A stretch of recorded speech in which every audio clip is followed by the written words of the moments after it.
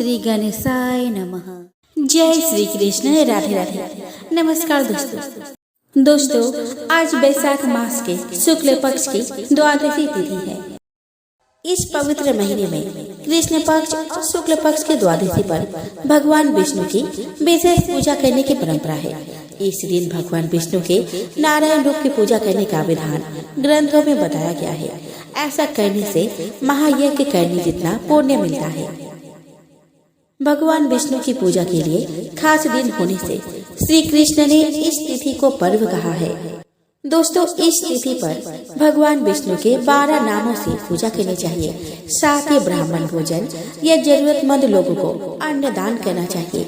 ऐसा करने से हर तरह के दोष खत्म हो जाते हैं और कभी न खत्म होने वाला पुण्य मिलता है। पुराणों के मुताबिक इस तिथि के शुभ प्रभाव से सुख समृद्धि बढ़ती है और मोक्ष मिलता है।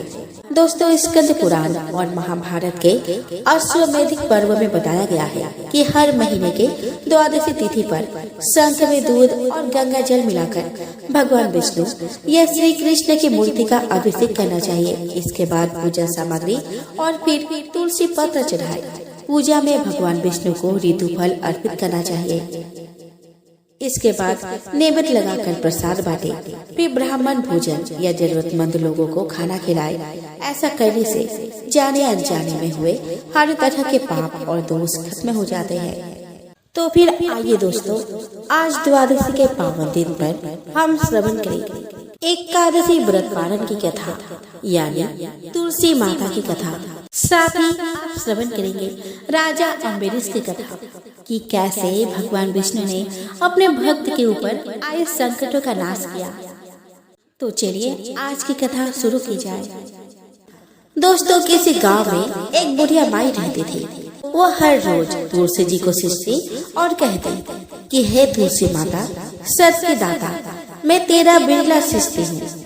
मुझे बहू दे, पीताम्बर की धोती दे, मीठा मीठा घास दे, बैकुंठ में वास दे, चटक की चाल दे, पटक की मोत दे, चंदन का काठ दे, रानी सा राज दे, दाल भात का भोजन दे, 11 की मौत दे, कृष्णा जी का कंधा दे। तब तुलसी माता यह सुनकर सूखने लगी। तो भगवान ने पूछा कि हे तुलसी, तुम क्यों सूख रही हो? तुलसी माता ने कहा कि एक बुढ़िया रोज आती है और यही बात कह जाती है, मैं सब बात तो पूरा कर दूंगी, लेकिन कृष्ण का कंधा कहाँ से लाऊंगी? तो भगवान बोले कि जब वो मरेगी तो मैं अपने आप कंधा दे आऊंगा, तू बुढ़िया माई से कह देना। जब बुढ़िया माई मर गई, सब लोग आ गए। जब माई को ले जाने लगे तो वह किसी से नहीं उठी। तब भगवान एक 12 बरस का बालक का रूप धारण करके आए। बालक ने कहा कि मैं कान में एक बात कहूँगा तो बुढ़िया माई उठ जाएगी। बालक ने कान में कहा कि बुढ़िया माई, मन की निकाल ले, पीताम्बर की धोती ले, मीठा मीठा घास ले, बैकुंठ का वास ले, चटक की चाल ले, पटक की मौत ले, कृष्ण जी का कंधा ले। यह सुनकर बुढ़िया माई हल्की हो गई। भगवान ने कंधा दिया और बुढ़िया माई को मुक्ति मिल गई। तो हे तुलसी माता, जैसे बुढ़िया माई को मुक्ति दी वैसे सबको देना। तो प्रेम से बोलो, तुलसी माता की जय हो। दोस्तों, राजा अम्बरीश भगवान श्री हरि के परम भक्त थे। वे पृथ्वी के सातों दिन अचल संपत्ति और अतुल ऐश्वर्य के शासक होने पर भी इन्हें स्वप्न तुल्य समझते थे, क्योंकि वे जानते थे कि जिस धन वैभव के रूप में पड़कर मनुष्य घोर नरक में जाता है, वह केवल 4 दिन की चांदनी है। दोस्तों, राजा अम्बरीश का भगवान श्री कृष्ण में और उनके प्रेमी साधुओं में परम प्रेम था। उन्होंने अपने मन को श्री कृष्ण के चरणों में, वाणी को भगवान के गुणों के गान करने में, हाथों को श्री हरि के मंदिर मार्जन में और अपने कानों को भगवान की मंगलमय कथा के श्रवण में लगा रखा था। उन्होंने अपने नेत्रों को श्री हरि के विग्रह और मंदिरों के दर्शन में, नासिका को उनके चरण कमलों पर चढ़ी श्रीमती तुलसी की दिव्य गंध में और जीवा को भगवान के प्रति अर्पित नैवेद्य प्रसाद में संलग्न कर दिया था। राजा अम्बरीश के पैर भगवान के क्षेत्र आदि की पैदल यात्रा करने में ही लगे रहते और वे सिर से भगवान श्री कृष्ण के चरण कमलों की वंदना किया करते थे। इस प्रकार उन्होंने अपने सारे कर्म यज्ञ पुरुष इंद्रियातीत भगवान के प्रति उन्हें सर्वात्मा और सर्वरूप समझकर समर्पित कर दिए थे और भगवत भक्त ब्राह्मणों की आज्ञा के अनुसार वे इस पृथ्वी का शासन करते थे। उन्होंने बड़ी बड़ी दक्षिणा वाले अनेकों अश्वमेघ यज्ञ करके यज्ञ अधिपति भगवान की आराधना की थी। उनकी प्रजा महात्माओं के द्वारा गाए हुए भगवान के उत्तम चरित्रों का बहुत सम्मान करती, किसी समय बड़े प्रेम से श्रवण करती और किसी समय उनका गान करती। इस प्रकार उनके राज्य के मनुष्य देवताओं के अत्यंत प्यारे स्वर्ग की भी इच्छा नहीं करते। राजा अम्बरीश की अनन्य प्रेम में भक्ति से प्रसन्न होकर भगवान ने उनकी रक्षा के लिए सुदर्शन चक्र को नियुक्त कर दिया था, जो विरोधियों को भयभीत करने वाला एवं भगवत भक्तों की रक्षा करने वाला है। दोस्तों, एक बार उन्होंने अपने पत्नी के साथ भगवान श्री कृष्ण की आराधना करने के लिए एक वर्ष तक द्वादशी प्रधान एकादशी व्रत करने का नियम ग्रहण किया। व्रत की समाप्ति होने पर वैशाख महीने में उन्होंने 3 रात का उपवास किया। एक दिन यमुना जी में स्नान करके भगवान श्री कृष्ण की पूजा की। तत्पश्चात पहले ब्राह्मणों को स्वादिष्ट और अत्यंत गुणकारी भोजन कराकर उन लोगों के घर 60 करोड़ गोए सुसज्जित करके भेज दिए। जब ब्राह्मणों को सब कुछ मिल चुका तब राजा ने उन लोगों से आज्ञा लेकर व्रत का पालन करने की तैयारी की। उसी समय श्राप और वरदान देने में समर्थ स्वयं दुर्वासा जी उनके यहाँ अतिथि के रूप में पधारे। राजा अम्बरीश उन्हें देखते ही उठकर खड़े हो गए, आसन देकर बैठाया और विविध सामग्रियों से उनके चरणों में प्रणाम करके भोजन के लिए प्रार्थना की। दुर्वासा जी ने राजा अम्बरीश की प्रार्थना स्वीकार कर ली और इसके बाद आवश्यक कर्मों से निवृत्त होने के लिए वे नदी तट पर चले गए। वे ब्रह्म का ध्यान करते हुए यमुना के पवित्र जल में स्नान करने लगे। इधर द्वादशी केवल भरी भर शेष रह गई थी। धर्मज्ञ अम्बरीश ने धर्म संकट में पड़कर ब्राह्मणों के साथ परामर्श किया। उन्होंने कहा कि ब्राह्मण देवताओं, ब्राह्मण को बिना भोजन कराए स्वयं खा लेना और द्वादशी रहते पारण न करना दोनों ही दोष है। इसलिए इस समय जैसा करने से मेरी भलाई हो और मुझे पाप न लगे, ऐसा काम करना चाहिए।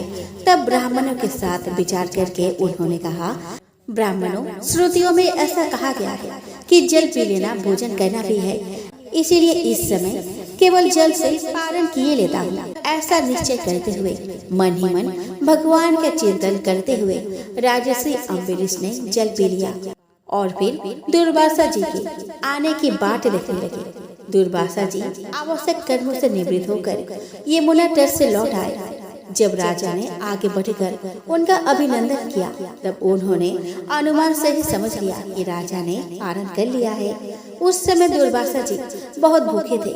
वे क्रोध से थर-थर कांपने लगे। उन्होंने हाथ जोड़कर खड़े अम्बरीश से डांट कर कहा कि यहो, देखो तो सही, ये कितना क्रूर है। यह धन के मद में मतवाला हो रहा है। भगवान की भक्ति तो इसे छू तक नहीं गई और यह अपने को बड़ा समर्थ मानता है। आज इसने धर्म का उल्लंघन करके बड़ा अन्याय किया। मैं इसका अतिथि होकर आया हूँ, किंतु फिर भी मुझे खिलाए बिना ही इसने खाना खा लिया। अच्छा देख, तुझे अभी इसका फल चखाता हूँ। यूँ कहते कहते वे क्रोध से जल उठे। उन्होंने अपनी एक जटा उखाड़ी और उससे अम्बरीश को मार डालने के लिए एक कृत्या उत्पन्न की। वो आग के समान जलते हुए हाथ में तलवार लेकर राजा अम्बरीश पर टूट पड़ी। परम पुरुष परमात्मा ने अपने सेवक की रक्षा के लिए पहले से ही सुदर्शन चक्र को नियुक्त कर रखा था। जैसे आग क्रोध से गुर्राते हुए सांप को भस्म कर देती है, वैसे ही चक्र ने दुर्वासा जी के कृत्या को जलाकर ढेर कर दिया। जब दुर्वासा जी ने देखा कि मेरी बनाई हुई कृत्या तो जल रही है और चक्र मेरी ओर आ रहा है, तब वे भयभीत होकर अपने प्राण बचाने के लिए जी छोड़कर एकाएक भाग निकले। जैसे ऊंची ऊंची लपटों वाला दबानल सांप के पीछे दौड़ता है, वैसे ही भगवान का चक्र तो मेरे पीछे लग गया है। तब दुर्वासा जी दिशा, आकाश, पृथ्वी, अतल वितल आदि नीचे के लोग, समुद्र, लोकपाल और उनके द्वारा सुरक्षित लोग एवं स्वर्ग तक में गए, परंतु जहाँ जहाँ वे गए वही उन्होंने आशाहे तेज वाला सुदर्शन चक्र को अपने पीछे लगा देखा। जब उन्हें कहीं भी कोई रक्षक ना मिला तब तो वे और डर गए और अपने प्राण बचाने के लिए वे देव शिरोमणि ब्रह्मा जी के पास गए और बोले कि ब्रह्मा जी, आप स्वयंभू हैं, भगवान के इस तेजोमय चक्र से मेरी रक्षा कीजिए। तब ब्रह्मा जी ने कहा कि दुर्वासा जी, मैं शंकर जी, दक्ष भृगु आदि प्रजापति, भूतेश्वर आदि सब जिनके बनाए नियमों में बंधे हैं तथा जिनकी आज्ञा सिरोधार्य करके हम लोग संसार का हित करते हैं, उनके भक्त के द्रोही को बचाने में हम समर्थ नहीं हैं। जब ब्रह्मा जी ने इस प्रकार दुर्वासा को निराश कर दिया, तब भगवान के चक्र से संतप्त होकर वे कैलाशवासी भगवान शंकर के शरण में गए। शंकर जी ने कहा कि दुर्वासा जी, जिनसे पैदा हुए अनेकों ब्रह्मांडों में हमारे जैसा हजारों चक्कर काटते हैं, यह चक्र उन्हीं विश्वेश्वर का शस्त्र है, यह हम लोगों के लिए असह है। तुम उन्हीं की शरण में जाओ, वे भगवान ही तुम्हारा मंगल करेंगे।